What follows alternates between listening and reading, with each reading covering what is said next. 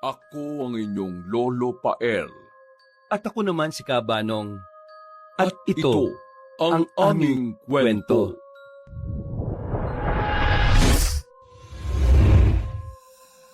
Oh, mga bata, magsigising na kayo.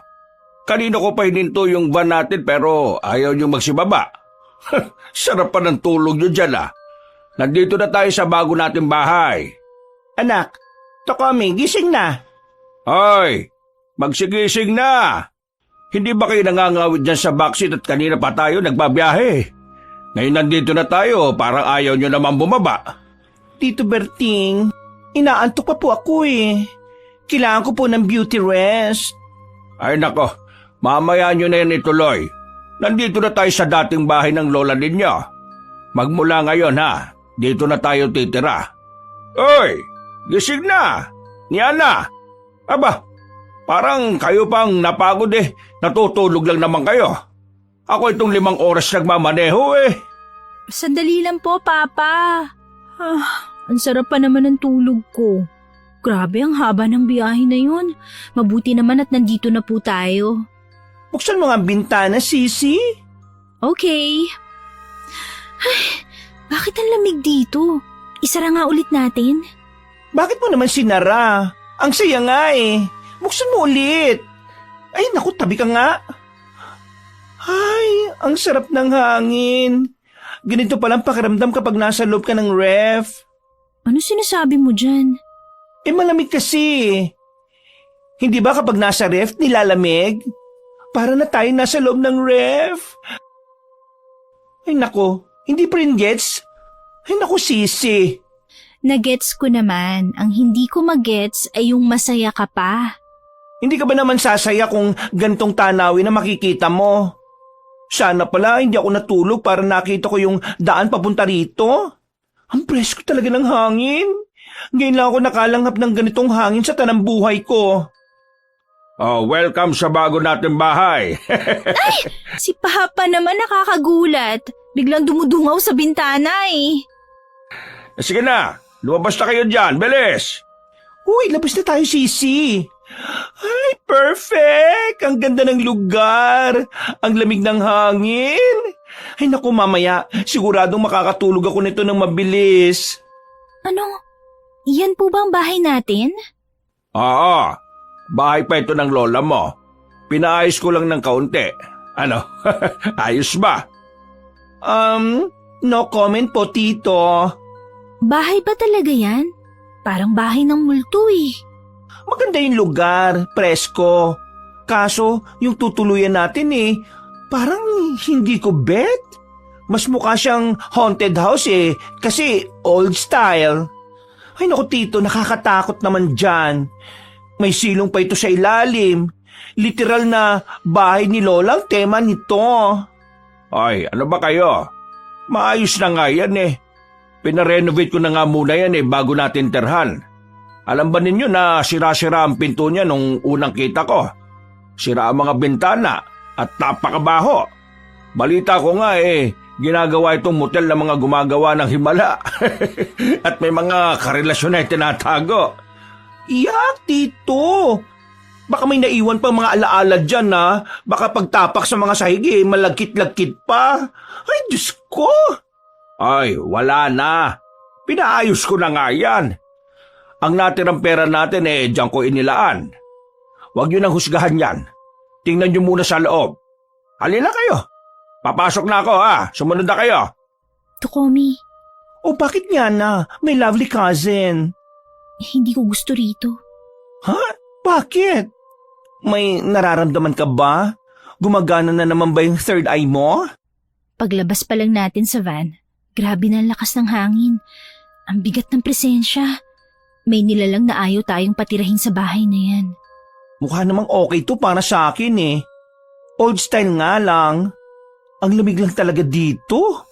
Sa pagkakaalam ko, kahit hindi ako magaling sa geography ang lugar nito ay isa sa malalamig o preskong lugar sa Pilipinas. Napakaraming gustong tumira dito, no? Swerte nga natin eh. Hindi. Kakaiba talaga ang pakiramdam ko. Wala akong problema sa lugar, pero yung bahay, may kung ano sa bahay na yan eh. Multo ba, Sisi? Di ko pa alam. Basta nararamdaman ko lang. Parang ayaw niyang tumapak tayo sa loob. Yana, Takome! Bakit nandiyan pa kayo sa labas? Pumasok na kayo! Papunta na po, Tito. Siguro, nasasabi mo yan kasi nga old style ito tsaka mukha talagang creepy. Bet ko talaga yung silong sa ilalim. Naalala ko yung kwento ng mama ko. Kapag may ganyan daw, ginagawa nila yung kulungan ng mga manok. Imagine may manok sa ilalim ng bahay. Para tuloy nakalutang ang bahay, ano? Hindi ko alam. Ay nako, grabe ang downgrade natin, ante. Mula sa magandang bahay na may maliit na fountain, ngayon naging bahay na lang nagawa sa kahoy at tabla. Diyos mio! Ay nako, wag naman sanang bumagyo dito at baka liparin niya ng hangin. Pero ang mas malala nun ay kung totoo nga yung sinasabi mo tungkol sa nararamdaman mo. Maglakad ka na lang. Ang dami mo pang sinasabi. Naku po, Tito, nasira po yung gate. Hindi yata maayos ang pagkakalagay nito eh. Ha? Nasira ka agad? Pinayos ko na yan Ay nako, Tito, mukhang na-scam ka ng mga manggagawa mo. Hayaan mo na yan. Mababa lang din naman yung binayad ko sa kanila kaya siguro ganyan. Huwag nyo nakintindihin yan. Ayusin ko na lang yan sa ibang araw. Berting, napakaganda naman ng bakuran. Napakaraming halaman. Ay siyempre, hindi ko nakalimutan yan. Alam kong yan ang gusto mo sa bahay mahal kong Berjalin. Tingnan mo itong puno ng saging Ang ganda ng tubo, hindi ba? Ay naka, heto pa rin ba talaga yung bahay ng Nanay Olga? Parang ang dami nang nagbago bukod sa punong mangga na yun na nasa tabi pa rin ng bintana. Mabuti na lang hindi pa rin tinatanggal ang puno na yan. Ang sabi nga ng mga nag-ayos ng bahay natin, tatanggalin dapat nila yung sanga na malapit sa may bintana. Kaso, napakatigas daw. Nahirapan silang putulin tapos kinabukasan nagkasakit silang lahat.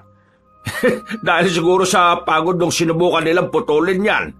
Ay ganun ba? Sana okay lang sila ngayon, ano? Gumaling naman daw kagad sila. Kaya minadali na itong kumpunihin. Ito na ang magiging bago nating tirahan O, diba? Ano masasabi mo, anak? Yan Uy, anong ginagawa mo dyan? Bakit may nawa ka ng sahig gamit ang kamay mo? Nakakatawa to, Uy, tumayo ka nga dyan. Papa, hindi ko po gustong tumira dito. Ha? Bakit naman, anak? Tirahan pa ito ng lola mo, Nandito lahat ng alaala ko nung bata pa ako. Naman problema. Sa tingin ko naninibago lang siya kasi hindi ba napakaganda at moderno ng bahay natin sa Maynila? Anak, tingnan mo muna kasi yung bahay bago mo husgahan. Tingnan mo, Jaran! Ang lawak ng sala, Pwede ritong sumayaw-sayaw kahit kailan mo gusto. Tingnan mo yung kwarto mo sa itaas. Halika! Hindi po ako interesadong makita ang kwarto ko, Papa. Ayoko po talagang tumira dito. Saan mo gustong tumira? Kahit saan po, wag lang dito. Anak, hindi pa natin kayang lumipat sa ibang lugar. Alam mo naman na nalugi yung negosyo nating panadiriya. Sobrang dami nating utang sa bangko kaya pati ang bahay natin narimata. Aayon din naman ang buhay para sa atin kaya maghintay lang tayo. Pansamantala lang naman siguro ito. Saka Mama, sayang naman po ang pinag-aralan ko kung ma-stuck po ako sa ganitong lugar. Ano ka ba naman, anak? Maraming oportunidad sa bayan. Malapit lang yun dito. Huwag ka mag-alala. Napakaraming trabaho doon na pwede mong pasukin. Tsaka, akala ko ba pupursige mo yung pagsasayaw? Oo nga po, kaso hindi po yung tatalab sa ganitong lugar, Papa. Ang layo natin sa kabihasnan. Ay Diyos ko, anak. Tignan mo nga, tanaw na tanaw rito yung city. Dahil medyo mataas ang lugar na ito. Gaya nga na sinabi ko, maraming oportunidad doon. At isa pa malapit tayo sa tourist attraction kaya walang problema kung magninegosyo tayo. Pinagbibigyan ka na nga namin sa gusto mo na sumayaw-sayaw Tumulong ka na rin naman sa pamilya natin. Huwag kang maghanap ng wala. Kung gusto mo lumipat, bumukod ka na lang. Kaya mo na yata ang sarili mo eh. Berting, ano ka ba? Bakit ka naman ganyan sa anak mo makipag-usap? Naninibago pa siya sa lugar. Normal lang yan. Ay nako, huwag mong intindihin ng tatay mo, anak. Pagod lang yan. Maganda naman dito eh, oh. Hindi ka pa nga lang talaga sanay. Ang sarap kaya ng hangin dito. Sariwang-sariwa. Hindi gaya sa Maynila, di ba? Ay basta ako, Tita Virgeline.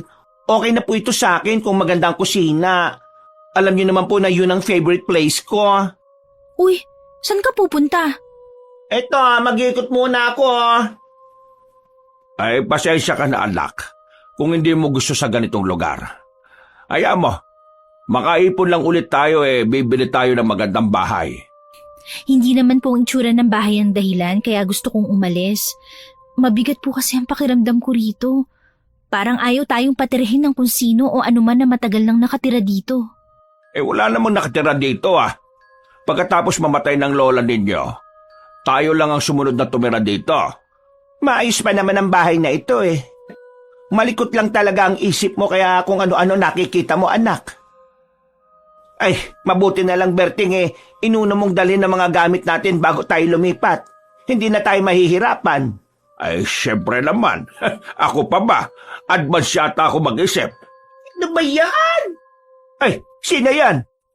Sa tinis pa lang ng boses alam kong si Tokomi na yon. Tokomi! Nandyan na ako!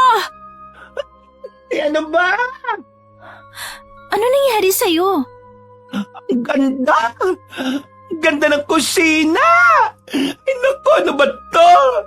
Tito Berting! Tito Virgeline! Super amazing! Ay, kainis. Akala ko pa naman kung ano na. Patili-tili ka pa kasi. Ikaw talaga, pinakaba mo kami to kami.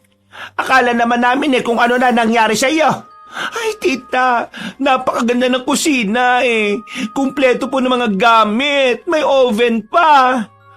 Sabi ko naman sa'yo hindi kita bibiguin dyan. Alam kong gustong-gusto mo ang pagluluto.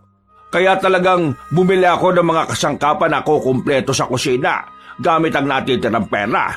Ay, thank you, Tito. The best ka talaga. Iyon na ang corona. Ipinapasa ko na sa iyo. Ay, hindi para sa akin ang corona na ito. Ikaw ang aming reyna sa kusina. Ay, thank you so much po for believing in me. Chos! Ay, nga pala, Berting. Bakit nga ba walang gustong tumira dito? Ayaw tirhan ng mga kapatid ko kasi liblib na lugar nga daw. Tsaka, meron silang mga sariling pundar na bahay Kahit ang ama ni Tokomi na siyang panganay namin ayaw tumira dito. Umalis na kayo rito. Ano yun? Naririnig niyo ba? May bumulong. Ang alin, cousin? Narinig mo ba ang aking maladyosang tinig? Puro naman to kalokohan. Ano bang narinig mo, anak? Parang may naririnig po akong lalaki. Malalim ang boses niya. Sinasabi niyang umalis na raw tayo rito. Ha? Lalaki? Silipin mo nga, Berting, kung may tao sa labas. Baka may nagtitrip lang. Kasi bagong dating tayo. Ha? Oo, sige, sandali. Sisi, totoo ba yung sinasabi mo? Baka prank lang yan, ha? Hindi ako nagkakamali, Sisi. Boses talaga ng lalaki ang narinig ko. Sigurado ka ba, anak? Baka gutom ka lang. Narinig ko po talaga. Hindi po tayo welcome dito, Mama. Umalis na tayo at baka lalo tayong malasin. Wala naman tao sa labas Wala rin naman tayo malapit na kapitbahay kaya imposible ang sinasabi mo, anak. Baka naman guni-guni mo lang yan. Hindi po yun guni-guni. Totoo po talagang narinig ko siya. Ay nako, tumigil ka na niyan na. Naiinis na ako sa mga sinasabi mo, ha? Gumagawa ka lang talaga ng paraan para kainisan ng bahay na ito Pero Papa… Tumigil ka na nga sabi! Opo. Sige na, umakyat ka na sa kwarto ninyo ni Tokomi. Sa inyo yung kaliwang kwarto, sa amin yung sa kanan. At huwag niyong pakialaman yung kwarto sa tabi ng sa inyo, ha? Master's bedroom yon. At doon ang dating kwarto ng mga magulang ko. Hindi yung pinapagalaw dahil nandun pa yung mga gamit nila. Hindi namin itinapon. Sorry, Papa. Alam po ninyo, sa tingin ko, mga gutom lang tayo. Kasi ang haba ba naman ng nilakbay natin Diyos me. Ipagahanda ko na lang kayo na makakain. Kukunin ko lang po yung mga ginrocery sa van, ha? At sasamahan po muna ako ni Nyana. Di ba, Sisi? Ha? Oo, sige. At pagkatapos nun, ilalagay na namin ang mga maleta sa kwarto. Tama, di ba, Sisi? Oo. Ay, mabuti pa nga to kami. Nagutom din ako sa biyahe. Pahinga po muna kayo sa kwarto ninyo. Kami na po ang magdadala ng mga bagay nyo sa taas. Tito, pera po muna ako ng susi, Ito. Gusto ko na rin makita ang kwarto natin. Pabayaan mo na lang muna ang mga bata rito sa baba. Halika na, Berting. Ay, mabuti pa nga. Tatawagin ko na lang kayo kapag nakaluto na po ako. Ay, sige, asahan ko yan ha. Sarapan mo ang luto mo, to kami. Ay, wala pong problema, Tito Berting. Sa sobrang sarap ng lulutuin ko, makakalimutan nyo ang sarili nyong pangalan. Ikaw talaga. Yan ang gusto ko sa iyo eh. Confidence, basta, yun na yun. Halika na. Tingnan natin yung magiging pugad nating dalawa. Excited na ako. Kadiri sila. Tingnan mo sila habang umaakit sa taas. Naglalandian pa. Yak, nakakadiri. Naku, Sisi. Kunin na lang natin yung mga pagkain sa van at mag-ayos dito. Huwag ka nang mainggit dyan. Sinong naiinggit ako? Tss, di mo lang alam kung gaano ako nandidiri kapag nakikita silang ganyan. Matatanda na ganyan pa rin kumilos. Hello? Pero mga ilang araw, magbabangayan na naman yan. Kesa naman kagaya ng magulang ko na nagbubugbugan. Kung minsan ako ang binubugbog ng tatay ko kaya nga ako umalis sa amin, di ba? Mas okay na yung ganyan sila. Pero teka, maiba tayo. Habang dinadala natin itong mga groceries sa loob, ano ba talaga yung problema mo, Sisi? Hindi tayo welcome dito, Sisi. Nararamdaman ko na kung ano man ang nakatira sa bahay na yan, hindi siya natutuwa na nandito tayo. Maniwala ka sa akin. Gagawa yan ng paraan para mapaalis tayo rito. Anong nilalang ba tinutukoy mo? Diyos ko, kayo talagang may mga third eye. Kung minsan ang hirap niyong kasama sa buhay. Mas okay talagang sarado ang sixth sense eh. Narinig mo ang sinabi ni Papa kanina tungkol sa trabahador na sumubok putulin ng puno ng mangga? Nagkasakit daw matapos nilang subukang galawin ng puno. Sa tingin ko, hindi lang yun simpleng sakit. Ay, nakakatakot ka naman. Kinikilibutan ako sa iyo. Kaya nga, tulungan mo kung kumbinsihin si Papa na umalis na lang dito. Hindi ako sigurado kung isa lang ang nakatira dito pero sigurado kung hindi nila tayo gusto. Sa tagal ba naman ng nabakante ang bahay na ito hindi may kakaila na baka may namahay dito na ibang mga nilalang. Ay naku, wag na nga muna nating isipin yan. Magluto muna tayo ng pagkain. Paano itong mga gamit natin? Mamaya na natin yan iakyat. Hayaan mo na lang muna yan dyan sa sala. Di naman siguro yan tatakbo, no? Sama mo muna ako sa kusina. Tinatakot-takot mo ako Kaya palagi mo ako samahan. Parang ayoko nang bumalik, Sisi. Hindi ko talaga gusto. Kanina pala may pahawak-hawak ka pa sa sahig para pakiramdaman ng bahay. Para kang timang doon. Bakit mo ba yung ginagawa? Pinapakiramdaman ko nga kasi ang paligid. Nararamdaman kong kakaibang lamig ng sahig. Ibig sabihin, hindi siya normal na kaluluwa lang. Bukod sa kaluluwa, meron pang iba. Ha? Ganun ba yon? Ilalagay ko nga yan sa notes ko. Ay, nakakatakot ka naman Kapag may multo sa tabi ko, sabi mo sa akin ha. Pero naramdaman kong iba't ibang emosyon sa loob ng bahay. May saya, lungkot, galit at pagmamakaawa. Pero mas nangingibabaw ang pagmamakaawa. Hindi kaya may malungkot na nakaraan ng bahay? Hindi ko alam at ayaw ko na ring malaman pa. Sinamahan ni Nyana ang pinsan na magluto ng kanilang hapunan sa kusina. Nang matapos ay tinawag na niya ang mga magulang. Habang kumakain ay nararamdaman ni Nyana na tila may nagmamasid sa kanila. Palagi siyang napapatingin sa bintana. Kapag nakabukas ay tanaw na tanaw ang puno ng mangga. Nagulat sila nang humangin at tinangay ang mga dahon ng mangga papasok sa kanilang bahay. Matapos kumain, ay naglinis sila at nag-ayos ng mga gamit. Isinarado na rin niya na ang bintana para hindi magkalat ang dahon ng puno sa loob ng bahay. Mahimbing nang natulog si Nyana ng maalimpungatan. Naiihi siya kaya bumangon at binuksan ang pintuan ng kanilang kwarto. Nagulat siya nang makita na puno ng usok ang buong paligid.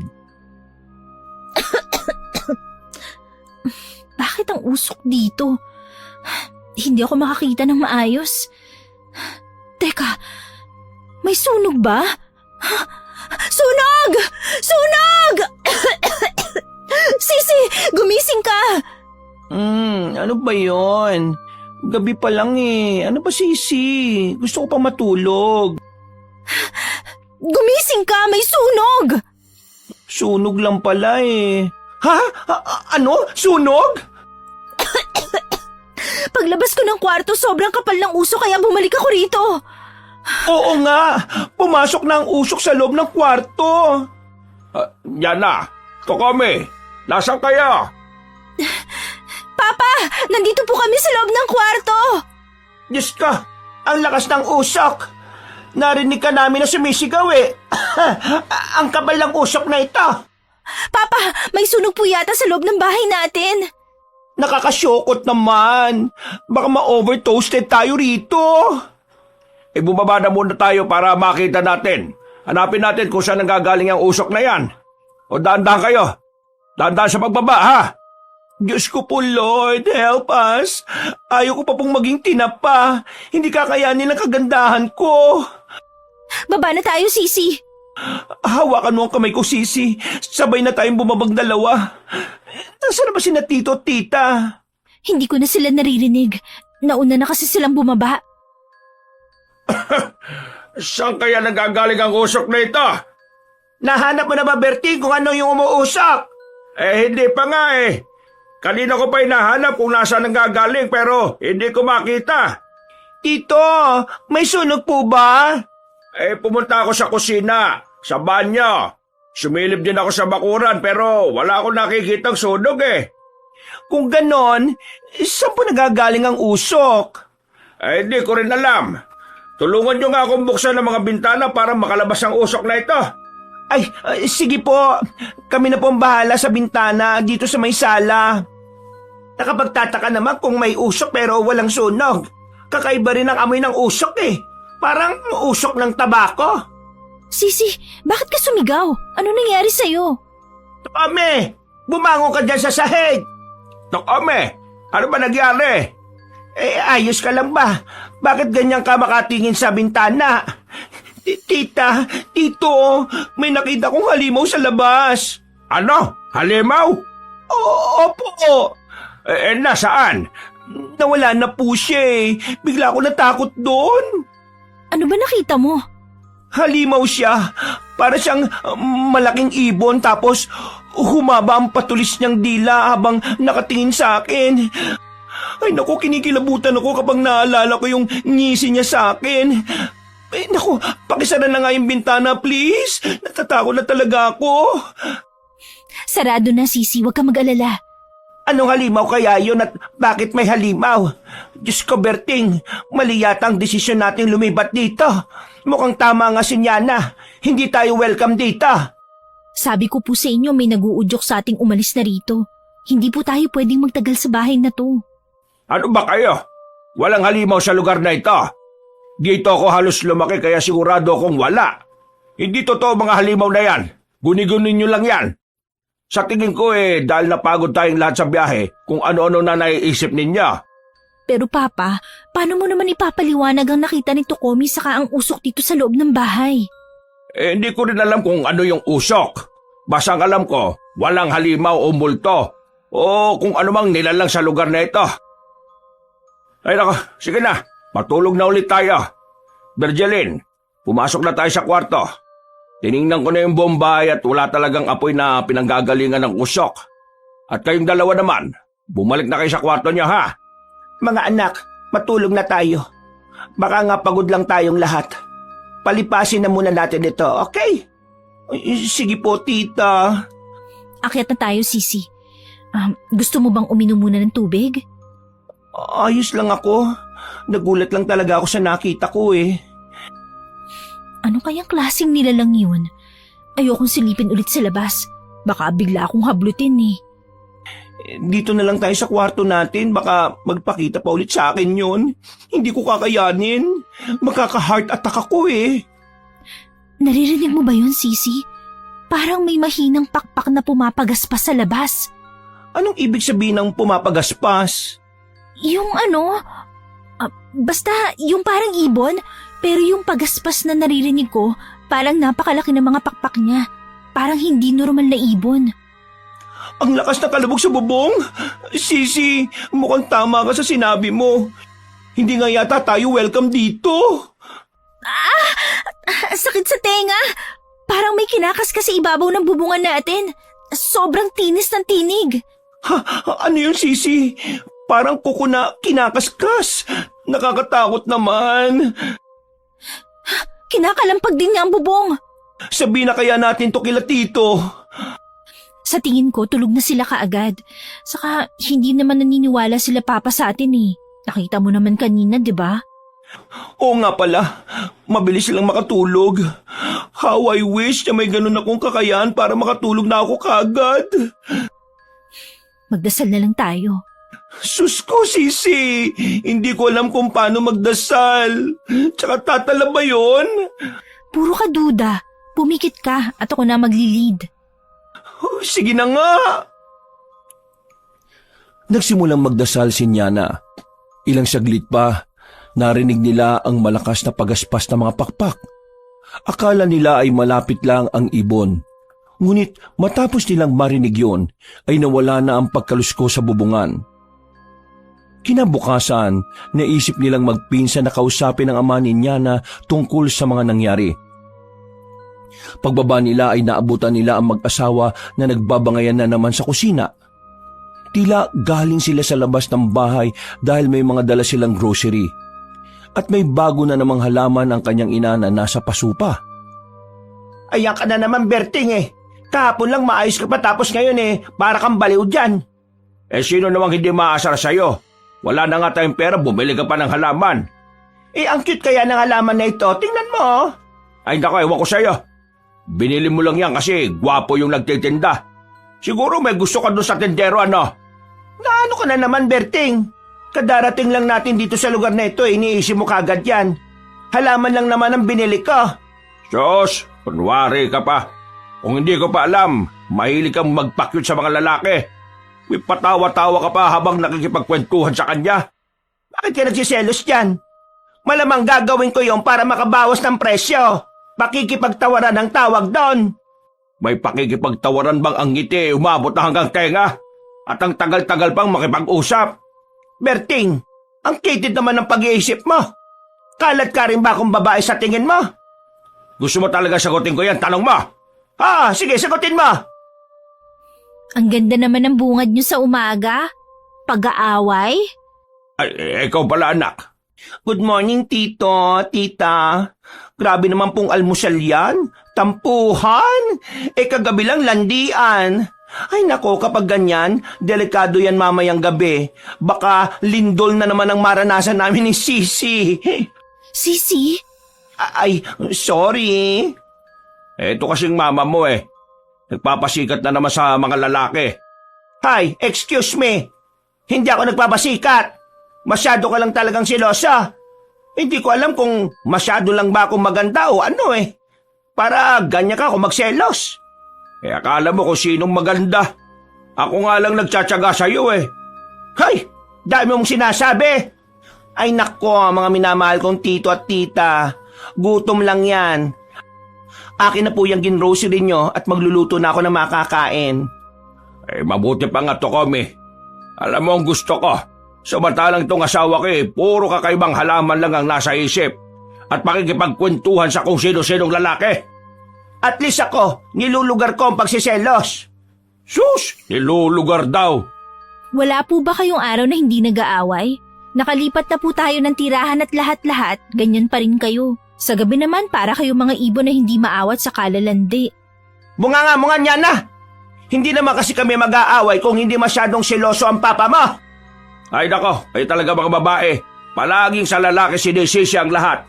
Ewan ko sa inyo. Palagi po kayo mag-aaway kapag nagtagal pa tayo sa lugar na to. Ano na naman ang ibig mong sabihin, anak?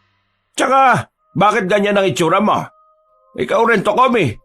Bakit para kayo mga panda sa lalim ng mga itim sa mata ninyo? Papa, hindi niyo po ba narinig ang kaluskos kagabi? Kaluskos? Wala naman kaming narinig. Hindi po kami kaagad nakatulog dahil sa mga kaluskos sa bubungan. Para pong may galit yung nasa bubungan dahil sa pagkakakuskus niya. Baka ibon lang. Marami kasing ibon dito. Papa, baka may iba tayong pwedeng tirahan bukod sa bahay na to. Kahit dito lang din sa lugar na to.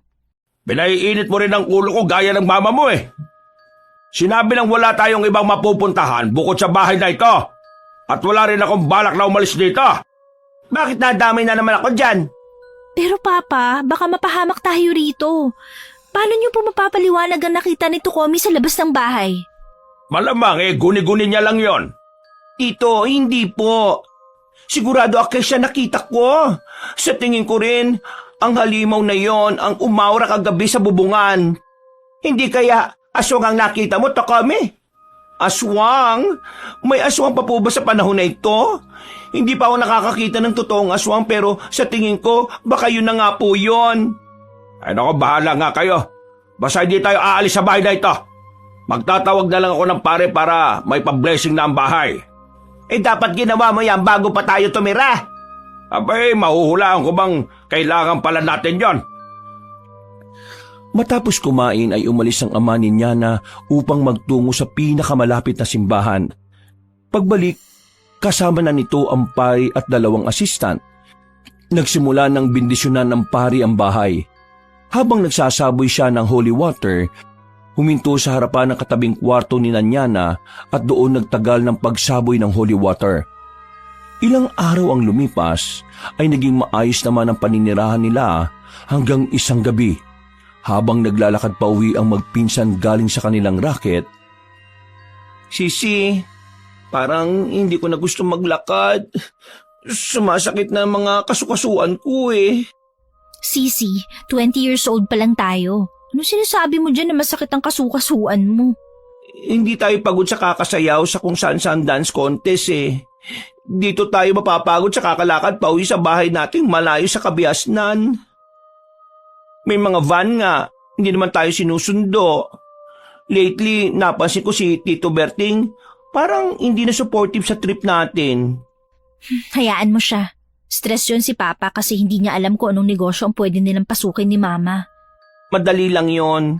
Mag-ikot-ikot sila para makakuha ng ideya. Hawakan mo nga itong trophy mo. Diyos ko, Sisi, pahinga muna tayo, please. Huwag ka na magreklamo dyan. Malapit na tayo. Kita ko na nga ang bahay natin dito, oh. Di ka na. Ayoko magstay rito sa malagubat na paligid. Baka hindi ko kayanin ng mga makikita ko kung sakali. Sige na nga. Baka mas mahirap kung makakita ka pa. Bakit parang pinagsisihan kong nanalo tayo sa dance competition?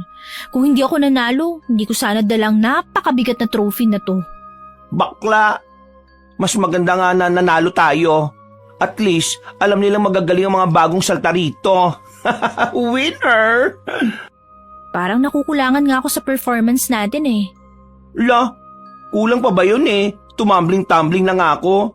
With split pa yun ha, para makascore lang tayo ng malaki. Feeling ko nga, naalog ako ng sobra eh. Parang nabasag pa nga yata yung balls ko ng pag-split ko. Aray! Naalog? Wala namang aalog sa'yo, Sisi. Oh, tingnan mo.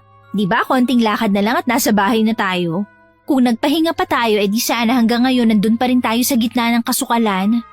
Oo na, daming sinasabi ng sisi ko na yan. Kuda ng kuda. Sa'yo ko lang sasabihin to ah. Huwag mo na lang sanang sabihin kila Mama at Papa. Ano ba yon, Sisi? Hindi ba? Bukas ang third eye ko. Ang galing ng timing. Ganitong sitwasyon talaga na naglalakad tayo, tapos ganyan pa ikukwento mo. Naalala ko lang kasi.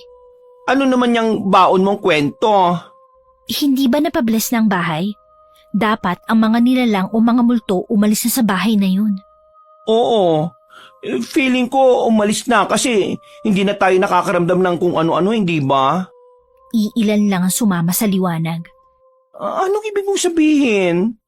May mga multo pa rin sa bahay. Sisi, bakit ka naman nananakot? Kinikilabutan na tuloy ako. Tingnan mo, nanginginig ang hawak ko sa flashlight. Gabi-gabi naririnig kong may bumubulong sa tenga ko na umalis na raw tayo. May mga naririnig din akong umiiyak at humihingi ng tulong. May isang lalaki akong nakita na nakatingin siya sa kwartong nakalak dun sa tabi ng kwarto natin. Yung kwarto raw ni na lolo at lola noon? Bakit naman siya nakatingin doon? Tsaka, hindi natin yung binubuksan kasi ayaw ni Tito Berting, di ba? Nandun daw kasi yung mga gamit ng mga magulang niya. Hindi ko rin alam kung anong meron sa kwartong yun.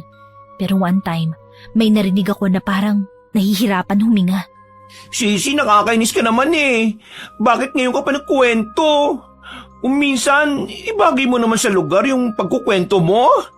Pero, ano nga kaya ang laman ng kwartong yun? Yun talaga ang iniisip mo?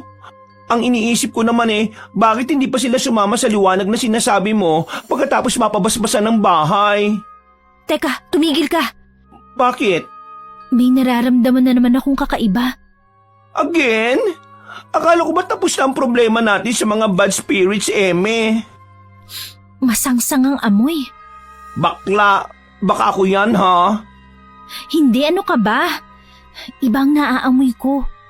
Baka ang naaamoy mo itong kakarag-karag na gate na ito. Siya may naman ang gate na ito. Akala ko ba gawa na ito ni Tito? Huy, ano sinisilip mo sa silong? Baka may paa. Sisi ang weird mo na talaga. Bakit naman magkakaroon ng paa dyan? At saka, di ba lumulutang ang mga multo? So, hindi mo rin makikita. Sinabi ko naman sa'yo na hindi lang multo ang nararamdaman ko, kundi isang elemento. Bukod sa elemento, may isa pang hindi ko maipaliwanag na presensya. Baka yun ang aswang. Lord, bakit niyo po ako binigyan ng pinsan na maraming nakikita? Nasaan ba yung third eye mo, Sisi? Nang matakpan ko yung gamit ng packaging tape. Ma? Pa? Hindi nakalakang pinto. Bakit kaya? Sisi, mag-iingat ka sa tinatapakan mo, ha? May something sa saigi, oh. Ano to? Dugo? Dugo? Bakit naman may dugo? Hindi ko rin alam. Sila mama at papa. Sisi, naiisip mo ba ang naiisip ko? Paano kung habang wala tayo ay may nanloob sa bayat kaya hindi sumasagot si na tito at tita ay... Ayokong isipin yan.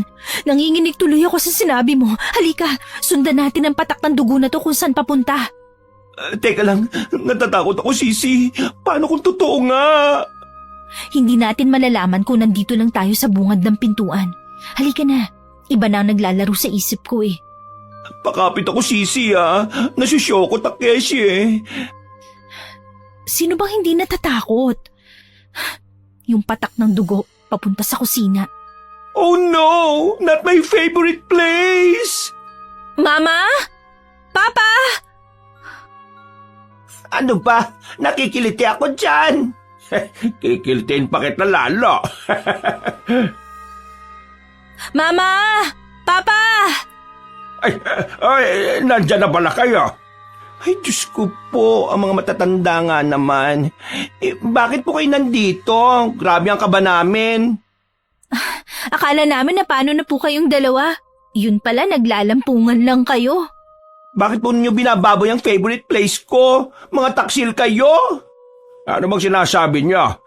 Para naglalambingan lang Kapag hindi naman kami naglalambingan, sasabihin nyo, palaging nag-aaway. Sisi, mas nakakakilabot pa itong nasaksihan natin kesa sa naiisip natin kanina. Kaya nga Hoy, kayo magpinsan. Ano na naman ang pinag-uusapan nyo, ha? Loko talaga kayo, Papa, ano po itong dugo sa sahig? Oo nga, Berting. Ano itong mga patak ng dugo? Wala naman ito kanina. Abay, hindi ko rin alam. Baka sa niluto mo yan. Paano makakaroon ng dugo gulay ang niluto ko? Kung ganun po, saan galing ang mga dugo na yan? Lalo akong kinakabahan. Dito lang kayo sa likod ko. Susundan natin ang bakas ng dugo. Mauna ako. Ano kaya yan? At saka, sino ang may gawa? Ay, ang igay mo naman. Sumunod ka na nga lang muna. Mainit na naman ang ulo mo eh. Sige ka kasing salita dyan eh. Anong siging salita? Nakakaisang sentence lang ako eh. Haya ka na naman sa mga patutsada mo. Hindi ka na teacher ha. Huwag mo akong tinuturuan. Aba, bakit kaya hindi na ako teacher? Dahil lang din sa iyo eh. Lahat ng katrabaho ko pinaghihinalaan mo. Ngayon po talaga kayo nag-aaway? Kanina lang ang sweet niyo po sa isa't isa eh. Kasing papa mo eh. Ang daming gustong patunayan sa buhay niya. Teka, huminto kayo. Dito sa may cabinet nang gagaling yung patak ng dugo. Tito, dahan-dahanin mo lang ang pagbubukas sa cabinet para may thrill. Tommy, Para nakakakaba talaga. Ito na. Bubuksan ko na. Mas nakakatakot ang tunog ng pagbukas mo ng cabinet eh. Manahimik ka na nga. OMG! Ang daming insekto at ang baho! Ang baho. Paano nangyaring may patay na manok sa loob ng kusina natin? Umaalingasaw na yan, Berting! Ilabas mo na!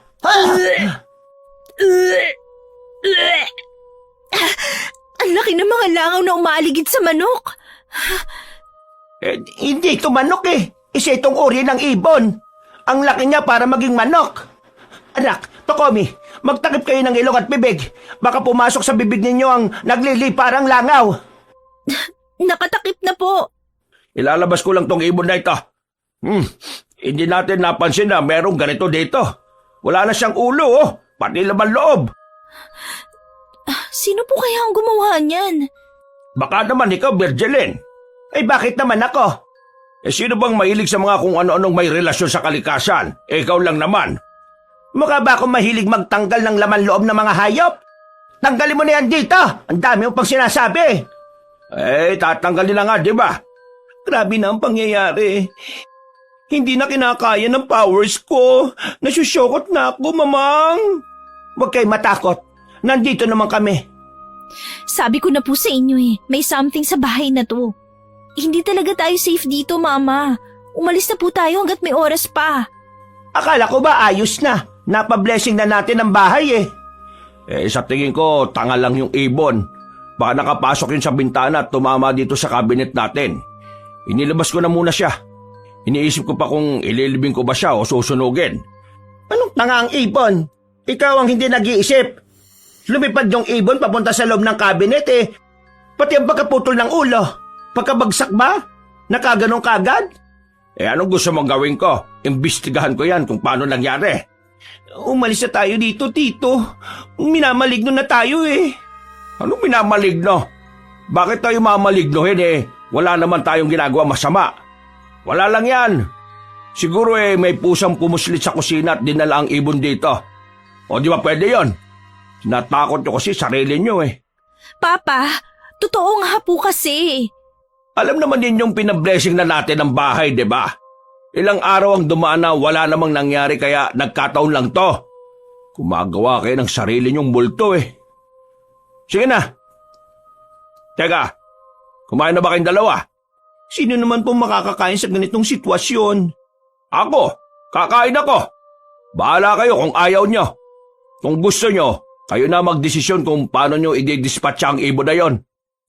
Magain ka na, Virgilin. Kayo na lang po ang kumain. Aakyat na po ako sa kwarto. Tito, tita, akyat na rin po ako. Kumain lang po kayo dyan ha. Uy, Sisi, okay ka lang ba? Hindi. Ay, tinapon talagang trophy sa kama. Panirang ibon na yun eh. Hindi tuloy nila napansin na nanalo tayo sa dance contest. Nakakainis talaga. Hindi nakikinig sa akin si Papa. Mag-chill ka nga lang, Sisi. Ano ka ba naman? Sinusuntok mo pa ang unan mo? Ang mga matatanda talaga hindi nakikinig sa mga anak nila. Nasusyokot na nga rin ako, Sisi. Gusto ko na lang umuwi. Kaysa naman palagi tayong ginagambala ng mga entity na hindi natin nakikita. Magpapabugbog na lang pala ako sa tatay ko. Mas scary ko yun eh. Ano ka ba? Kailangan lang nating ipilit kay Papa na umalis na tayo rito. Kung aalis tayo rito, Sisi, saan naman tayo pupunta? Ano ka ba? Kailangan lang nating ipilit kay Papa na umalis na tayo rito. Paano nga natin gagawin? Kada sinasabi natin yan, palagi silang may sagot. Naluloka na rin ako eh. Nang gabing yon, hindi na kumain ng hapunan ng magpinsan. Bumaba lang sila para maglinis ng katawan sa banyo tapos ay natulog na. Nasa kahimbingan sila ng tulog nang maramdaman ni Nyana na tila pinagpapawisan siya. Kahit na hindi naman dapat dahil malamig ang klima sa kanilang lugar. Nabigla siya nang may humatak sa paa niya mula sa kama. Mabilis siyang bumalikwas at hinanap kung sino ang gumawa. Pero ang nakita niya ay ang mahaba at malakit na parang sinulid na nakapulupot sa kanyang binti. At patuloy siyang hinihila palabas ng kwarto. Hindi kaagad nakasigaw si Nyana dahil sa takot nang makita ang nilalang. Mahaba ang buhok nito. Mapupula ang mga mata at ang pumupulupot pala sa kanyang binti ay ang mahaba nitong dila. Nakangisi ang nilalang at tumahalakhak ng nakakatakot. Halimaw! Tulong! May halimaw! Nyana, nasan ka? Sisi, tulungan mo ko. Hinahampas niya ako ng malalatigo niyang buhok. Mama, Papa, tulungan niyo po ako! Nyana, Diyos ko po, ang halimaw na naman na yan. Ano ba yon? Bakit ang ingay mo, anak? May problema ba? Halimaw! Halimaw! Hinila na naman niya ako! Tulong! Naku po, Sisi! Kumabit ka sa kamay ko, Sisi! Huwag kang bibitaw! Tulungan niyo ako! Tulong! Mama! Papa! Sino kang halimaw ka? Bitiwan mo ang anak ko! Grabe! Ang buhok ng halimaw na yan! Nagiging parang mga karayom kung tumusok! Mag-ingat ka, Berting! Kapag natusok ka niyan, magiging donut ka talaga! Tulungan mo ako! Kumuha ka ng panlaban dyan!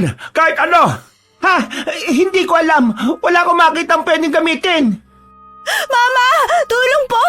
Hindi ko na kaya kumapit kay Tokomi! Mahihila na niya ako! Lalong humihigpit ang kapit niya sa binti ko! Tita, ayun po oh, may walis tingting sa gilid ng hagdanan. Baka pwede pong gamitin yan. O kaya hanger. Kahit na ano po, gunting o ano. Tama, sandali. Teka, pati ako sinusugod na ng halimaw. Huwag mo ako patiyan, walang yaka. Walang magdidilig ng mga halaman ko tuwing umaga. Si tita naman, mas inalala pa ang pagdidilig ng halaman kaysa sa kalagayan ng anak niya. Mga traidor na magulang! Nakabalik na si tita sa loob ng kwarto. Andito na siya. Hindi ko na kaya kumapit! Lalong humihigpit ang pagpulupot niya sa binti ko! Nahihila na rin niya ako, Sisi. Pero kumapit ka lang, hindi kita bibitiwan. Bitiwan mo ang anak ko. Nakikita mo itong gunting na hawak ko. Gupit ka sa akin ngayon! Ano ha? Akala mo sumuko na ako? Hindi ako basta susuka! Sige, ano? Sumugod ka ulit! Tingnan natin kung makapagsalita ka pa kung putol na yan dila mong yan! Ay, ang galing mo, tita! So amazing! Naputol mo po ang dila niya! Pati ang ilang hibla ng buhok niya, hindi mo rin pinaligtas! Ay, aswang! Hindi ba tayo tapos? Tumatakas ka na kagad! Hindi pa nga ako nakakaganti! Ayos lang ba kayo? Mama, thank you po sa pagligtas sa akin. Mabuti na lang iniwan ko yung gunting ko na panggupit ng halaman sa kwarto namin. Tingnan mo ang tatay mo. Wala naman siyang inambag, siya pa maangas. Ayos lang ba kayo? Sabi ko naman kasi sa'yo, Papa, delikado po ang buhay natin dito eh. Pasensya na. Hindi ko naman alam na hahantong sa ganito eh. Alam mo ba kung anong nilalang yung Berting? May naiisip ako pero hindi ako sigurado. Base sa itsura niya, hindi ako sigurado pero sa tingin ko aswang siya. Oo nga, mukha siyang aswang. Para siyang aswang na tiktik. Tiktik po? May iba-ibang aswang po ba? Sabi ng mga matatanda, Ang mga tiktik ay may mahabang dila gaya lang ng nakita natin ngayon. Tao sila sa umaga pero tiktik sila sa gabi. Pumasok na nga muna kayo. Hatid muna natin si Nyana sa kwarto. Eto. Saan bang kama mo dito, Nyana? Nasa kaliwa po. Kaya pala ikaw yung unang inatake dahil ikaw yung nasa bungad ng pintuan Tito, totoo po ba yung aswang na yon? Yun din po ba yung halimaw na nakita ko nung unang dating natin dito? Bakit kaya tayo ginagambala ng halimaw na yon? Wala namang buntis sa bahay natin.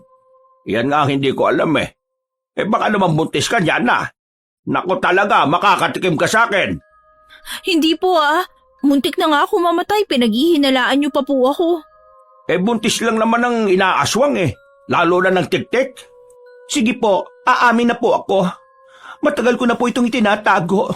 Ako po ang buntis, Tito. Tumahimik ka nga, Takobe. Parehas lang tayo ng ari-arian, no? Saan lalabas ang bata pag nanganak ka? Ay, sayang. Akala ko makakalusot. Baka naman po si Tita Virgil din ang buntis. Hay, paano ako mabubuntis Nagpatanggal na ako ng matres. Ganun po ba? Nagagawa niyo pang magbiro. Muntik na ako mamatay. Sabi ko naman po sa inyo, may kakaiba sa lugar na to Kaya umalis na po tayo, Papa. Natatakot na po ako dito. Gagawa ko ng paraan, pero sa ngayon hindi tayo pwedeng umalis dito. Dahil baka mas atakihin niya tayo kapag nasa labas. Ano pong gagawin natin? Sandali, kung aswang yan, kailangan natin ng mga pangontra. Saan po tayo pupunta, Tita? Sumama ka sa akin, bilis. Pupunta tayo sa kusina. Saglit lang po, hintayin niyo po ako. Papa, pakiusap. Umalis na po tayo dito. Gagawa ng paraan si Papa. Patingin nga ako ng binti mo. Nako, may mga pasa sa binti mo. Sandali, sisigawan ko lang sila sa baba. Takobe! Kumuha ka nga ng yelo dyan, ilagay mo sa ice pack. Sige po, Tito. Masakit ba, anak? Medyo po. Akala ko mapuputol na ang pa ako Importante pa naman po sa akin ang binti ko. Paano na po ako sasayaw kung maputol ito? Grabing lawak naman ang imahinasyon mo. Maputol ka agad. Pero buti na lang talaga ayos pa ang binti mo. Tumabi ka dyan, Berting. Ako na mag-aalaga sa anak mo. Wala ka man lang naging pakinabang Wala kang ginawa habang naghihirap ang anak mo. Sige anak, itaas mo nga ang paa mo. Isang pa mo sa tuhod ko, gagamutin ko yan. Anong wala na akong ginawa? Nakita mo naman kung paano ako muntik na patay ng aswang na yon. Tumigil ka na sa pakiramdam mong lagi kang bayani sa kwento. Abay, ginagalit mo na naman ako Tito, Tita, sa tingin ko, hindi po itong tamang oras para mag-away kayo. Kawawa naman si Nyana Na-stress na nga po sa aswang, pati po sa pag-aaway niyo may stress pa. Eto kasi. Bakit naman ako? Ma, Pa, wag na po kayong magsisihan. Walang may gusto ng lahat ng ito. Samahan mo na nga lang ako, Takome. Magsaboy tayo ng asin sa paligid. Sabi sa akin noon kapag may aswang, dapat magsaboy ng asin pangontra sa kanila. Mabuti pa nga po. Pero Tito, huwag niyo po akong iwan Mari ba naman kitang pabayaan? Nagsaboy ng asin ang magtiyo habang ginagamot naman ni Virgilin si Nyana. Panay pa rin ang hikbi ni Nyana. Naiinis siya dahil hindi marunong makinig ang kanyang magulang. Sa isip niya ay kung naniwala lang ang mga ito, hindi na muntik maputol ang kanyang paa. Mabuti na lang at hindi malala ang paa niya. Kinabukasan, maagang nagluto ng pagkain si Tokomi. Masigla na siya ulit samantalang si Nyana ay hindi magawang ngumiti. Ang mag-asawa ay pilit namang inaaliw ang anak. Alam niyo po ba? Nanalo kami ni Nyana sa dance competition kagabi. Hindi na nga lang po natin na i-celebrate dahil sa ibon na nakita sa kusina. Ay, ganun ba? Abay, congratulations sa inyong dalawa. Masaya kami para sa inyo. Hindi ba, Berting? Oo. sobrang proud. Tagos hanggang buto. Walang duda anak nga kita. Congrats niya na. Tingnan po ninyo, ganito pong tumbling at split ang ginawa ko para manalo kami. Binuhat ko talagang performance namin. Aba, ang galing mo pa talaga, Tokomi. Ilan lang ang nakakagawa niya na. Abi, opo. Bale, 3 na lang kami sa buong universe ang kaya mag-split ng ganito. Nakakatuwa ka naman. Nakakatawa siya, hindi ba niyan na? Niyan na. Bakit naman ang lalim ng iniisip mo? Hindi po ba tayo aalis sa lugar na to? Nakakabahala na talaga. Gusto man namin pagbigyan ng hiling mo wala naman kaming mahanap na malilipatan. Ang hirap ng hinihiling mo, anak So, ano na lang po mangyayari nito? Gabi-gabi na lang po tayong mababagabag kung babalik ang aswang na yun o hindi? Hindi naman sa ganun, anak. Kaso lang hindi pa natin kayang lumipat. Kung nakinig lang po kasi kayo sa akin, hindi na po mangyayari to. Tuloy may mga sugat ako sa paa at hirap makalakad dahil sa ginawa ng aswang na yun. Yan na. Ang bibig mo ha, bantayan mo yan. Hindi kita pinalaking bastos. Ginusto ba natin magkaroon ng ganitong problema? Berting, mag-usap nga muna tayo saglit. Dito na muna kayo sa sala ha. Mag-uusap lang kami. Sige po. Sisi, relax ka lang. Gumagawa naman sina tito at tita ng paraan Kaya wag mong istresin ang sarili mo. Tingnan mo na lang itong pag-split ko. Dito napawaw ang mga judges Ano yun? Bakit nga na? May problema ba? Parang may narinig akong tumawa. Sobrang lalim ng boses. Ayan ka na naman Hapon pa lang naman yan Siguro naman, knock-off duty pa yung aswang ngayon. Tumatawa na naman siya, Sisi. Sino ba kasi? Panira naman ang mood yan Kainis Masama na naman ang pakiramdam ko rito, Sisi. Parang laging may pares na mga mata na nakamasid sa atin. Ha? Saan? Saan mo pa siya nararamdaman?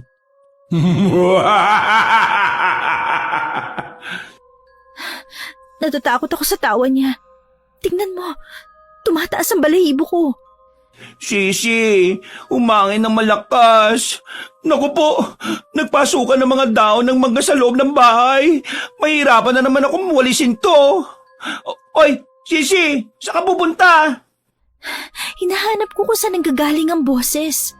Bakit pa? Hindi ko yan marinig.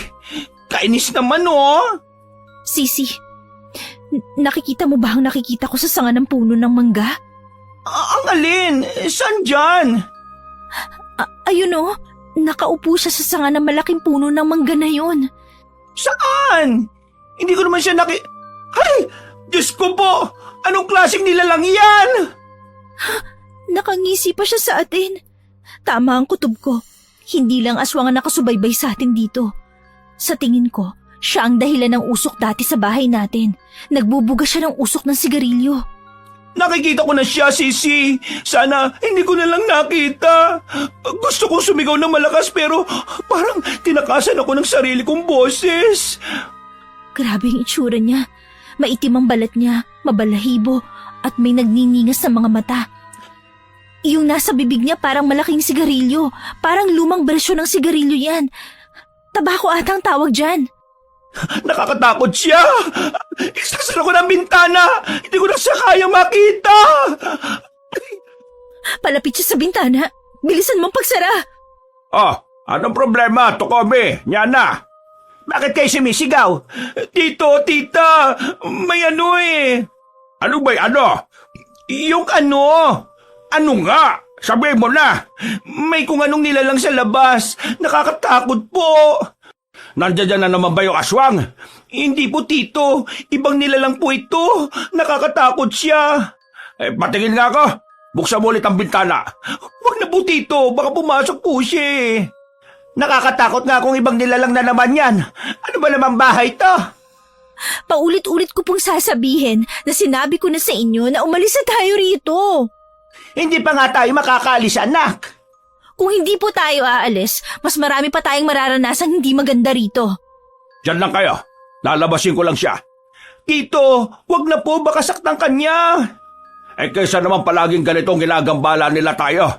Sabi ng lolo ko takot daw sila sa walis tingting na nakabaliktad.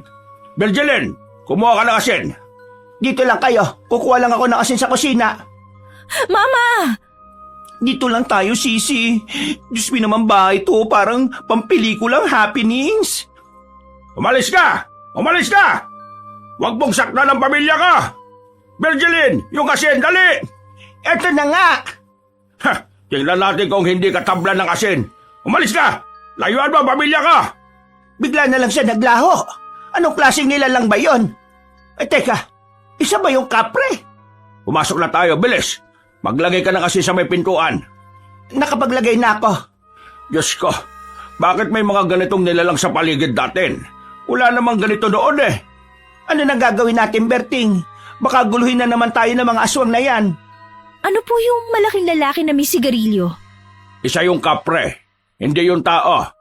Madalas yung nakatira sa mga puno. Kung sa puno po sila nakatingin, sa tingin ko po nakatira po siya sa puno ng mangga. Puno ng mangga.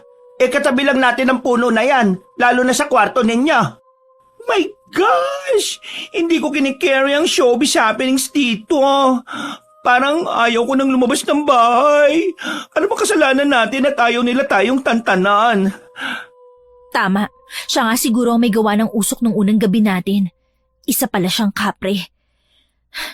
Naniniwala po ba kayo sa akin? Sabi ko sa inyo, meron talaga nang gugulo sa atin. Papa, sige na, umalis na tayo rito. Ayaw nila tayong patirain sa bahay Siguro silang umuko pa noon nung walang tao rito. Maghanap ako ng albularyo sa lugar na ito. Pero baka matagalan ako bago makakuha dahil namatay na yung matandang albularyo na kilala ko Ano? Paano yan? Baka atakin ulit tayo. Maglagay na lang muna tayo ng mga pangontra sa paligid ng bahay. Mandali na kayo, bilis! Papa, bakit ba ayaw niyo pong makinig? Umalis na po kasi tayo sa bahay na to. Hindi nga pwede. Bahay ito ng mga magulang ko. Hindi naman ako papayag na ako pa ang mapaalis sa pagmamay-ari ko. Kung gusto mo, bumiyay ka pabalik ng Maynila. Makitira ka muna sa bahay nila Tokobe. Dali na, magkasikaso na kayo. Ihatid ko kayo sa bus terminal. Bergelin, samahan mo silang bumiyahe. Pero, ano ka naman? Ako na ang bahala sa sarili ko. Palalayasin ko ang mga gustong umangkin sa bahay ng mga magulang ko. Pero Tito, hindi ka po namin pwedeng iwan dito. Hindi rin naman pwedeng wala tayong gawin. Tsaka, ayaw kong umalis dito kaya kayo na lang. Total yan na, mapilit ka. Hindi mag-impake ka na. Pero Papa... Umakyat ka na, bilis! I-start ko na yung van. Hindi po ako aalis kung hindi ko po kayo kasama. Ako din po, hindi po ako aalis. Dapat palagi po tayo magkakasama. Nagdesisyon na mga bata, Berting. Hindi ka namin iiwan sa bahay na ito. Ay nako, ang gugulo nyo talagang kausap. Ay sige, dito na lang kayo. Maghahanap at magtatanong ako kung saan ako makakakita ng albularyo. Sa ngayon habang wala ko, paligiran nyo ng asin ang buong paligid ng bahay. Pati mga bintana, mga pinto, at hagisan nyo rin ng bubungan. Maglagay din kayo ng mga bawang. Hanggat maaari, magsama-sama lang kayo. Hindi natin alam kung kailan ulit sila aatake. Mag-iingat ka, Berting, ha? Kayo rin. Mag-iingat din kayo. Ako na magsasara ng pinto at gate. Nyana, Tokome, magsabay kayo rito sa loob ng bahay. Opo. Papa, mag-iingat po kayo. Babalik ako. Itataboy natin ang mga nilalang na yan. Pangako. Sisi, halika na. Sundin na natin ang utos ni Tito. Hawak ko na itong garapon ng asin. Halika na, simulan na natin sa itaas. Sige, halika na. Pasensya ka na kung paulit-ulit ako pero kinakabahan na talaga ako Daan-daan ka lang sa paglalakad ha. Masakit pa ang mga paa mo, di ba? Hindi ko akalain na kahit hindi pa 10 oras ng gabi, nagpaparamdam na sila. Bakit nila tayo ginaganito? Wala rin akong ideya, Sisi. Ang mahalaga, buhay pa rin tayo. Kailangan lang natin makasurvive. Kaya huwag kang mawalan ng pag-asa. Kaya natin to. Kapag naaalala ko yung aswang, Bumabalik sa akin ang ginawa niyang pagpulupot ng dila niya sa binti ko. Kinikilabutan talaga ako. Sa'yo ko lang to sasabihin, Sisi, pero nang gawin niya yun, nakakita ako ng alaala. Alaala, Nino. Hindi ko alam. Basta ang nakita ko, ganon din ang ginawa niya sa kanya. Hinila rin ng binti, tapos... Ay, ano? Tapos ano? Uy, nambibitin ka naman ng kwento eh. Tinusok niya ng mga hibla ng buhok niya ang katawan ng babae. Tapos ginamit niya ang dila para wakwakin ang tiyan niya. Ano? Nakakaloko naman ang kwentong yan. Kaya halos hindi ako makakilos noon kasi nakikita ko ang alaala na yon habang ginahapos niya ako. Kaya siguro ang sabi mo eh, may naririnig kang kakaiba tuwing gabi. Lalagay ba natin ng asin ang kwarto ni na lolo at lola? Sabi hindi ba buong bahay? Wala tayong ititira. Mamaya, maglalagay rin ako ng bawang sa kwarto natin. Kung pwede lang gawing kwintas ang bawang eh, baka nagawa ko na. Kaso, hiwa-hiwalay kasi yung bawang na meron tayo eh. Nakakatamad naman pagdugtong-dugtongin. Nag-asikaso na sila upang lagyan ng mga pangontra ang bawat paligid ng bahay. Umuwi si Berting ngunit hindi niya kasama ang albularyo dahil hindi siya makahanap ng albularyo na malapit. Dumayo pa siya sa kabilang lugar para lang makahanap. Ipinagpabukas niya na lang ang paghahanap sa albularyo. Kaya nilagyan na lang nila ng mga pangontra ang buong bahay. Kinagabihan, hindi na naman sila pinatahimik ng aswang. Unang nagparamdam ito sa kwarto ni Nanyana at Tokomi. Malakas na kinalabog nito ang kanilang bubungan kaya nagising na naman ang magpinsan. Sisi, gising. May kumakalabog na naman sa bubong natin. Diyos ko, hindi na talaga ako makabeauty rest sa mga nilalang na ito. Hindi na takot ang nararamdaman ko eh. Galit na talaga. Sinusubukan na naman niya makapasok. Subukan niya lang talagang ibaba ang dila niya. Gugupitin ko talaga yon. Nakapagsaboy ka ba ng asin sa bubong? Ay naku, nakalimutan ko. Hayaan mo na, kaya siguro nakatapak pa siya sa bubungan. Ihanda mo ng asin. Kapag bigla tayong sinugod, sabuyan mo ng asin. Oo, Sisi. My God! Natuklap niya ang kapiraso ng bubong! Yuko, Sisi! OMG! Natapon lahat ang asin ko pagkayuko ko! Magtago ka na lang sa ilalim ng kama mo. Dito lang din ako sa kama ko. Ginamit niyang panusok sa atin ang matutulis niyang hibla ng buhok. Ayoko na talaga. Gusto ko na siyang sabunutan sa inis. Lalo mong ikalat ang asin sa sahig para hindi siya makababa.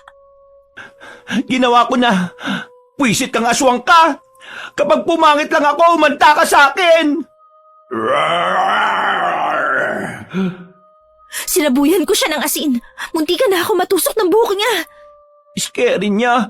Nakita mo ba yung itsura niya? Para siyang galit na galit. Nawala na yata siya. Sisilipin ko lang ulit. Mag-ingat ka, ha? Wala na ulit siya, Sisi. Ay, salamat na wala na siya. May kumakatok. Baka sina tito o tita yan. Sandali lang po. Bakit mo ako pinipigilan, Sisi? Sandali lang. Sino yan? Mama, Papa? Kayo po ba yan? Hindi siya sumasagot. Huwag mo munang bubuksan. Bakit? Dahil ba baka yung aswang yan? Oo, Sisi. Hindi natin alam kung tao ba yan o yung mga nanggugulong nila lang. Palakas ang pagkatok niya sa pinto. Galit na galit yata siya. Hindi naman po kunat ang pagkatok niya. Ha? Tumigil na siya. Paano kaya siya nakapasok kung hindi siya nakababa mula sa bubong? Baka nagbutas siya ng panibago sa ibang pwesto ng bubong. Naririnig ko yung bawat takbang niya sa bubong. Peste naman, no? Para tayong nakikipaglaro ng tagu-taguan eh. Sina Mama at Papa, kailangan natin silang puntahan. Ay, oo nga pala. Pero paano tayo makakapunta roon? Baka nag-aabang lang ang aswang sa labas eh. Paano nga ba? Hindi ko rin alam kung anong gagawin natin eh. Ha? Lumalakas na naman ang hangin. Para saan bumukas ang bintana? Tingnan mo, Sisi. Yung mga dahon ng mangga. Parang may sariling buhay. Pilit nilang binubuksan ang pinto.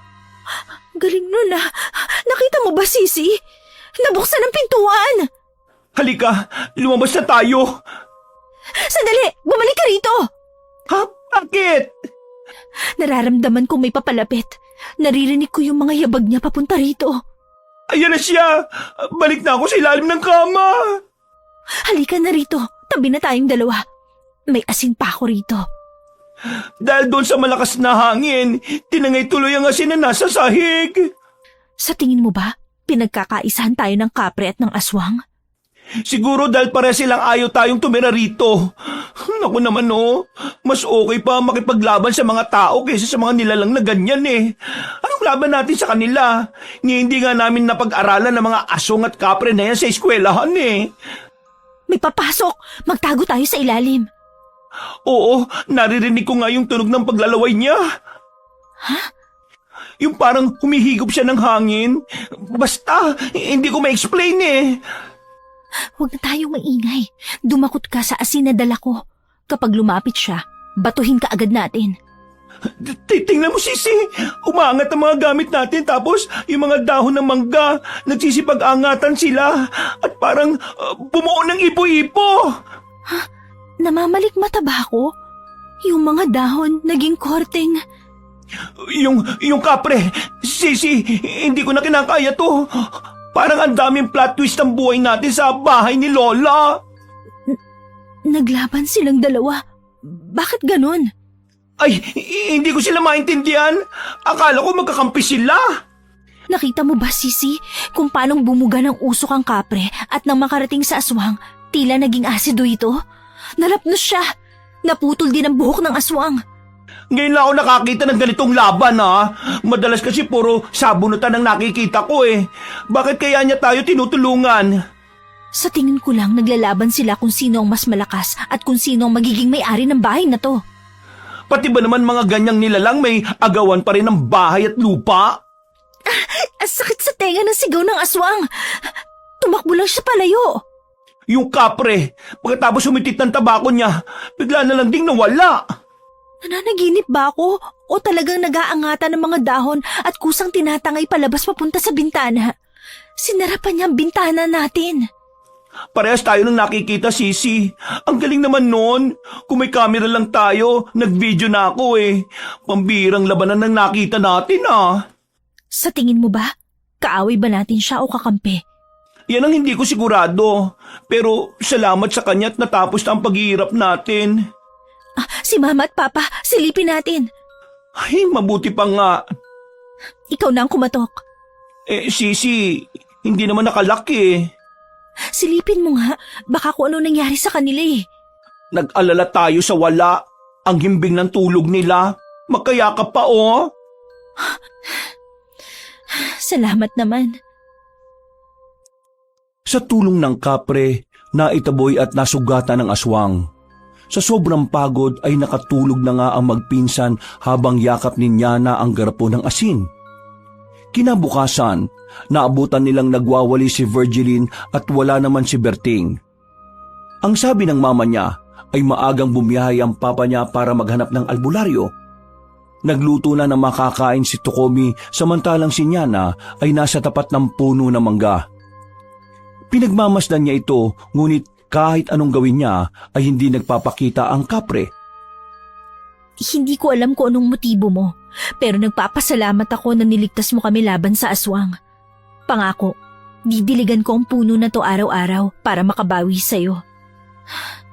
Sinong babaeng yun? Bakit nakatingin siya sa akin ng masama? May kailangan kaya siya?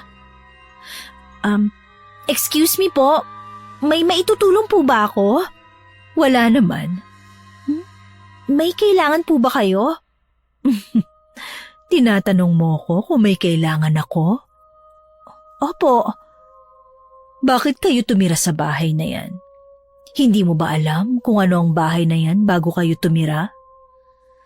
Sabi po ng papa ko, bahay po ito ng lola ko. Abandonado na ang bahay na yan bago pa kayo lumipat. Oo nga po, sabi nga po nila yon. Ilang tao na rin ang namatay dyan. Hindi nyo ba alam? Po? Hindi po eh. Kada may makikitira dyan, pinagpiestahan ng aswang. Umaalingasaw na lang ang mga bangkay na tira ng aswang. Bakit parang masaya pa po kayo? Hindi naman, pero binabalaan ko kayo. Umalis na kayo kung mahal nyo pa ang buhay nyo. Dahil kapag nagalit ang aswang, uubusin niya kayong lahat. Kilala niyo po ba kung sino ang aswang? Iha, ngayon lang ako nakakita ng taong hindi natatakot sa mga kinukwento ko. Matapang kang bata ka. Hindi na po kasi takot ang nararamdaman ko, kundi galit na. Lalo na po nang puntirehin niya ang binti ko. Hindi ko po siya mapapatawad. Kung ganon, palagi kanyang dadalawin at siya ang magiging bangungot mo tuwing gabi. Mukhang may galit din po sa inyo mga dahon ng mangga. Nilaglagan ka po nila ng sobrang dami. Buwiset! Yana, luto na ang pagkain. Kumain na tayo. Mauna na po ako sa inyo. Ingat po kayo kung saan man po kayo pupunta. Ay, nakakatakot naman siya. Kinakabahan ako kanina. Akala ko mahahalata niyang pinipeke ko lang ang reaksyon ko. Sino yung kausap mo, Sisi? Kapitbahay natin? Hindi. Sa tingin ko, napadaan lang. Anong sinabi sa'yo? Bakit nakasimangot ka nung lumapit dito? Sisi, Oh, sa tingin ko, alam ko na kung bakit maraming kaluluwa nandito sa bahay na to. Yun ang mga pinapatay ng aswang. pinapatay ng aswang? Sa loob mismo ng bahay na ito? Gosh, kinikilabutan na naman ako. Sa tingin ko, ang babaeng yun ang aswang. Ha? Paano mo naman nasabi? Napansin kong hindi pantay ang pagkakaputol ng buhok niya. Saka nung sinabi ko ang tungkol sa binti ko, nakita ko na patingin siya at napangisi. Ang lakas naman ng loob ng aswang na yun na magpakita pa rito. Pero teka, hindi naman siya kamukha ng sumugot sa atin Nakalimutan mo na bang sinabi ni Mama? Sa umaga, normal silang mga tao pero sa gabi, mga halimaw sila. Huwag na nga natin muna pag-usapan yan. Kumain na nga muna tayo. Halika na rito. Matapos nilang kumain ay sakto namang dumating si Berting na may kasamang matandang lalaki. Albularyo ito na mula sa kabilang barangay. Sinabi nito na hindi masama ang kapre at hindi sila sasaktan. Sa aswang sila dapat mag-ingat dahil masama ito at kumakain ng tao para lumakas. Pinayuhan silang magsiga ng goma tuwing 6:00 ng gabi. Ang sabi pa nito ay kung minsan kasama lang nila ito sa loob ng bahay nang hindi nila namamalayan. Gumawa rin ng orasyon ng albularyo upang tanggalin ang mga naiwang kaluluwa sa bahay. Ngunit hindi niya ito matulungan na tumawid dahil humihingi pa nga ito ng hustisya. Nais nilang mapatay ang aswang. Bergelin, yung mga pangontra, siguraduhin ninyong palibot sa bahay natin para hindi na tayo mapasok ng aswang. Kanina pa po tapos. Baka pwedeng umupo at napapagod ako kakalagay ng asin sa buong paligid Pati pangwisip ng holy water. Naglagay na rin ako ng mga makabuhay sa pinto at bintana. Lahat na ginawa ko. Mabuti naman. Tinatapos ko lang itong pagsiga ng goma. Siguro naman hindi na makakapasok ang aswang na yon. Naayos ko na rin ang butas sa bubong. Mabuti na lang, hindi ganong kalaki ang binutas ng aswang. Tokomi, handa na ba ang pagkain? Parang bigla ako nagutom Naluto ko na po ang ulam, tita. Ang kanin na lang po ang hinihintay natin. Ang bango lang niluluto mo Siyempre naman po, ako pa ba? Mama, akyat lang po ako sa kwarto. Kukunin ko lang po ang librong binabasa ko. Ay, ako din pala may kukunin sa taas. Matagal pa naman itong niluluto kong kanin sa rice cooker Sama na ako sa'yo. Sige. Ay, paano tong niluluto, ma? Kanin pa lang naman po yon, tita. Sige. Tara na, Sisi.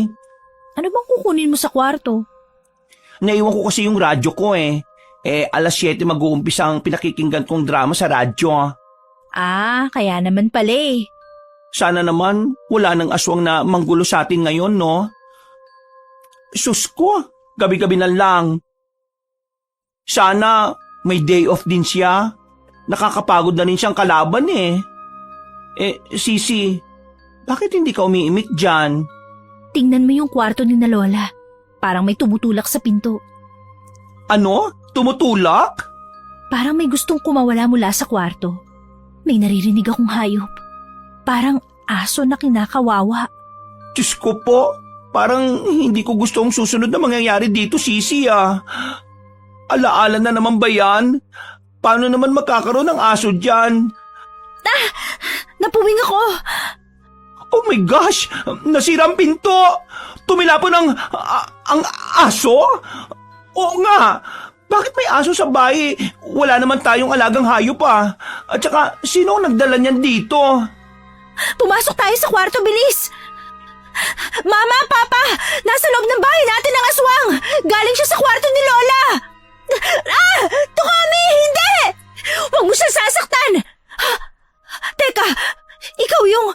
Tama ako! Ikaw nga ang aswang! Hawak niya sa leeg si Tokomi. Tinaas pa niya sa ere. Tama, ako nga. Parang hindi ka naman nagulat. Mukhang alam mo na, pero hindi mo na lamang nandito lang ako sa bahay nyo? Sisi! Tumakbo ka na! Nyana! Tokome! Berting! Sina Nyana, Tokome! Nasa taas daw ang aswang! Ano? Umakyat tayo, bilis! Sabihan mo silang wag lalapit kundi uunahin ko ang pinsan mo. Hindi, wag! Wag po kayong umakyat! Bakit, anak? Papatayin niya si Tokomi kapag lumapit pa kayo. Mga tanga talaga kayong mga tao. Hindi nyo man lang naramdaman ang presensya ko na nasa kabilang kwarto lang ako. Kung sa bagay, magaling ako magtago ng amoy ko. Apat nga pala kayo rito. Mabubusog na naman ako. Paano siya nakatakas sa pakiramdam ko? Hindi ko man lang naramdaman na nasa loob siya ng bahay. Napakahina ako naman. Sasabuhin ko na lang siya ng asin. Utakan mo pa ako, ha? Subukan mong isaboy ang asin. Sisiguruhin kong mamamatay siya. May laso ng buhok ko na madaling pumatay sa kanya. Ikaw rin, kapag namatay siya, kasalanan mo. Oops, pinatulog ko muna ang mga magulang mo. Huwag ka mag-alala. Kaya kong palitan ng kung ano ang buhok ko kaya pampatulog lang yan. Mama! Papa! Walang iya ka! Nalaglag sila mula sa hagdanan! Pakialam ko. Oops, huwag kang kikilos. Kung hindi, papatayin ko silang lahat. Ano bang kailangan mo sa akin? Actually, papatayin ko naman kayo lahat eh. Gusto ko lang makita mo kung paano mamatay ang mga mahal mo sa buhay. Napakasama mo! Matagal na. Ngayon mo lang alam. Sa dami ng ginawa ko. Gusto ko makita mo kung paano ko sila patayin. Gusto ko makita yung galit sa mga mata mo. Umpisahan natin sa pinsan mo. Wag! Hindi ka talagang babae ka. Ang sakit sa balat ng asin na yan. Kapag hindi ka tumigil, ihahagis ko siya. Sisi, huwag mo ako intindihin. Tumakbo ka na! Hindi ako tatakbo. Hindi ko kayo pwedeng iwan dito. Kanina ko pa gustong gawin sa'yo yan. Ang sampalin ka ng paulit-ulit gamit ang dila ko. Katulad lang din kayo ng mga biktima ko noon. Walang espesyal sa inyo. Puro lang kayo yabang! Puno ng pantal si Nyana sa mga hagupit na ginawa ng aswang. Hindi siya masyadong nakatayo dahil doon. Sinipsip ng aswang ang dugo ni Tokomi kaya unti-unti siyang nangihina.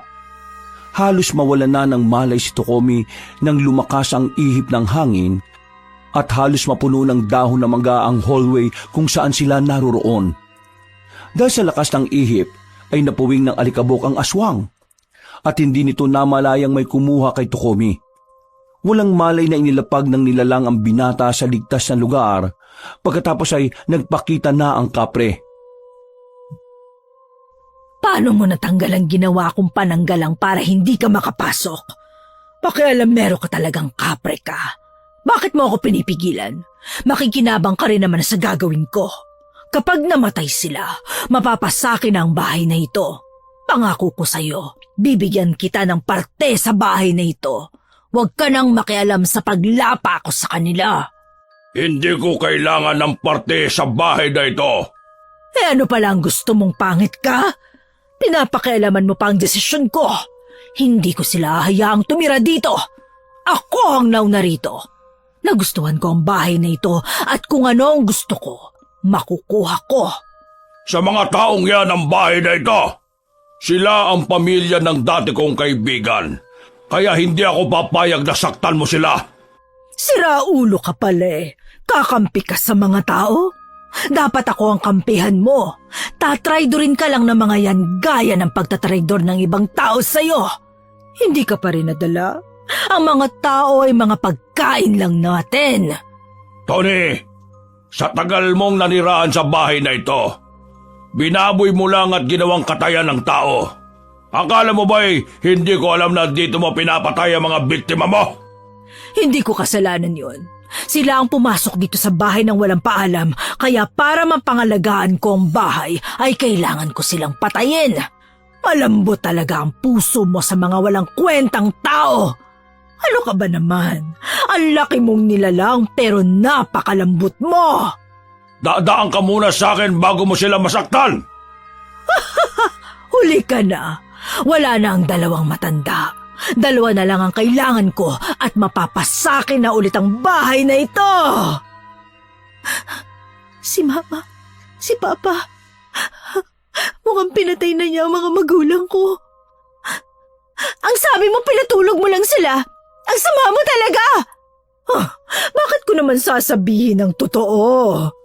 Yana, kunin mo sa Tukomi at ialis mo dito. Ito ang 3 mahiwagang hinog na mangga. Ipakain mo lang ito sa kanila at muli silang magkakaroon ng malay. Hindi sila patay. Niloloko ka lang niya para pahirapan ang damdamin mo. Sige na, kumilos ka na. Salamat. Umalis si Nyana na maingat na hinihila ang pinsan. Nang malayo na siya sa 2 nilalang na nag-aaway, pinakain niya si Tokomi ng hinog na mangga sa kaginising ito. Tokomi, gising. Gising, please. Sisi, anong nangyari? Mabuti naman at gising ka na. Maraming salamat. Nasaan ang aswang? At saka, bakit ang daming daon ng mangga rito? Tinulungan tayo ng kapre. Ng kapre? Nasaan siya? Tuluyan na silang nakapasok dun sa kwarto natin. Nakikipaglaban siya sa aswang. Halika na, samahan mo ko. Kailangan nating mapakain sina Mama at Papa ng mangga para magkamalay na sila. Ganun ba? Sino ang nagsabi niyan? Mangga? Makakamalay ang tao? Pwede pa mainit na kanin. Tsaka kapag napaso magigising talaga. Ang kapre ang nagsabi sa akin. Kumilos na tayo. Akala ko katapusan na natin eh. Hindi ko na alam ang gagawin. Mabuti na lang dumating ang kapre. Bakit niya kaya tayo tinutulungan? Ang dami mong sugat niya na. Baliwala to. Hindi ko rin alam pero natutuwa ako na tumutulong siya. Mama, Papa, gising na po. Akin ang isang mangga. Ipapakain ko kay Tito Berting. Ikaw nang bala kay Tita. Sige, ito. Mama, gising ka na. Sisi, gising na rin si Tito Berting. Papa! Sandali nga. Ba't mo naman kami niyayakap? Para namang hindi tayo nagkita na matagal Ano ba nangyari? Ang sarap sa pakiramdam Parang nawala ang mga lamig ko sa katawan. Mama, Papa, tinurukan kayo ng laso ng aswang. Mabuti na lang at tumulong yung kapre. Kapre? Salamat naman at dumating siya. Hindi po pala namin na kwento na tinulungan kami ng kapre kagabi. Hanggang ngayon, tinutulungan niya pa tayo. Siya ba ang may gawa ng kalat na ito? Abay, halos mapuno ng mga dahon ng bahay natin Hala, humangin na naman ng malakas. Papa, Mama, ayun na po siya. Huwag kayong matakot. Ako si Kumal. Ako ang nakatirang kapre sa puno ng mangga. Kumal, maraming salamat. tinulungan mo kami. Walang anuman. Utang na loob ko sa yumao ninyong lolong tahanang ito. Kung saan ako nakatira hanggang ngayon, hindi masamang ibalik ko rin ang tulong na ibinigay niya. Sandali, kaibigan mo lolo ko? Oo, pero inaamin ko, minsan na akong nagpasyang umalis dito dahil sa aswang na umangkin sa bahay na ito. Pero dahil sa alaala ng kaibigan ko, binantayan ko pa rin ang bahay niya. Huwag kayong mag-alala, patay na ang aswang. Kaya hindi na niya kayo gagambalain. Nako, maraming salamat sa tulong mo. Hindi ko akalain na mabibigyan ako ng tsansa na makausap ang kagaya mo. Kung gusto mo ng makakain, palagi kitang lulutuan at iaalay araw-araw bilang pasasalamat. Para sa'yo pala, Ano to? bulaklak ng mangga. Oo, nakikita ko nga na bulaklak ito ng mangga. Pero bakit mo ako binibigyan? Sandali, gusto mo ba ang pinsan ko? Hoy, Sisi, ang bunganga mo ha. Hala, seryoso? Gusto mo ang pinsan ko? Sisi, sasabunutan kita dyan. Aasahan ko ang pagkain mo araw-araw na para sa akin. Aba, bigla siyang nawala. Nahiya siguro. Aba, ang aming tokome ay may manliligaw na. Uy, si Sisi! He, tumigil ka nga. Nakakakilabot. Sinilip nila ang aswang sa kanilang kwarto ngunit walang bakas ng kahit na abo mula sa katawan nito. Naramdaman din ni Nyana na ang mga multo ay tuluyan ng umalis na sa kanilang bahay. Simula noon ay hindi na sila ginambala ng kahit na anong nilalang, maliban sa kapre na naging kaibigan na nila. Araw-araw silang nag-aalay ng pagkain para sa kapre bilang pasasalamat sa pagbabantay sa kanila. Nakahanap ng magandang pwesto ang mag-asawa sa bayan para sa bago nilang negosyo. Si Nyana ay nagtrabaho na rin malapit doon. Samantalang si Tokomi ang katuwang na mag-asawa sa pagninegosyo. Kapag may dance contest ay sumasali pa rin ang magpinsan. Lumago ang kanilang negosyo hanggang sa naparenovate na nila ang bahay. Doon na rin nagkapamilya si Nyana habang si Tokomi ay nanatiling walang kasintahan dahil mas gusto niya ang magnegosyo. Paminsan-minsan siyang dumadalaw sa kanyang pamilya para mangumusta. At ang mga magulang ni Nyana palagi pa ring aso't pusa, kagaya nung kung paano sila nung una pa lang. Wakas.